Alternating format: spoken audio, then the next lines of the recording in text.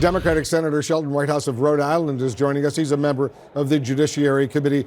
Senator, thanks so much for joining us. And you, as you fully appreciate, you just cast what will likely be two of the most significant votes of your Senate career. You voted to convict the President of the United States and remove him from office. What does the gravity of this moment, Senator, mean for you?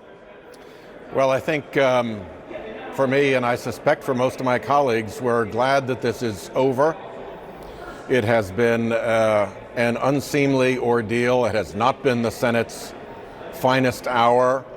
I think we fell down on our very basic responsibility of conducting a proper trial. And the result was preordained, and I hope we can put it behind us because this was an unfortunate moment in the Senate's history. Your colleague, Republican Senator Mitt Romney, he joined Democrats in voting to convict the president of the first article, abuse of power. When you addressed the Senate, you said the impeachment process, in your words, ran into a partisan wall. I'd like you to explain what you meant by that.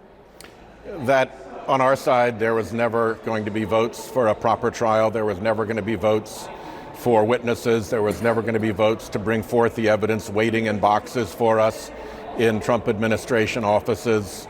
They did not want the evidence because they knew what it would say. The vote was preordained. Everything about this was about as unlike a real trial as you could want. From the outset, it seemed highly unlikely, almost impossible, given the political climate, that 2/3 of the Senate, 67 senators, would vote to remove the president from office. Do you still think, with hindsight, it was wise for Democrats to pursue impeachment? And if you do, why?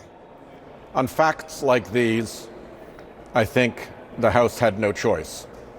The facts are essentially unrebutted, and they reveal extraordinarily damaging and wrongful conduct by the President of the United States.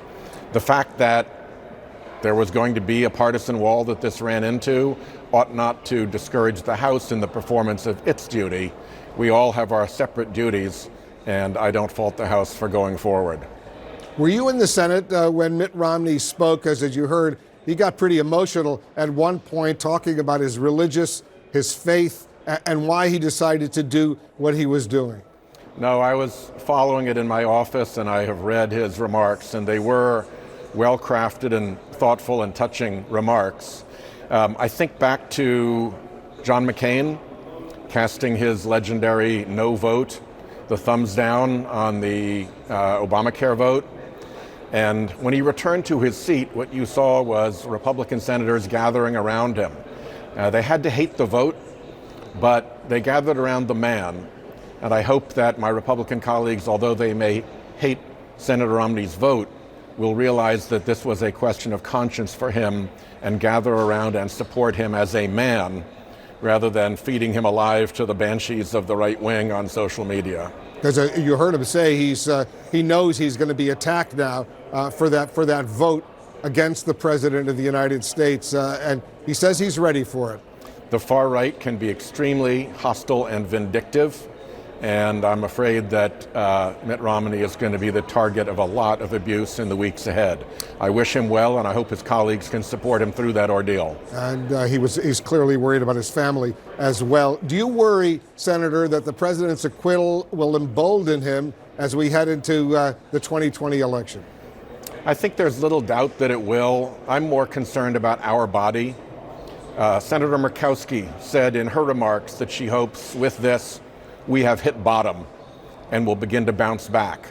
The alternative is the analogy that Winston Churchill used about the stairway down to a dark gulf that goes down and the carpeting ends and soon the flagstones break beneath your feet.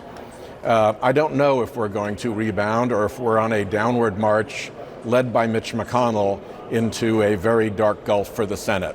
I hope not. I hope Senator Murkowski is right. Senator Sheldon Whitehouse, thanks so much for joining us on this important, very historic day. Thank you.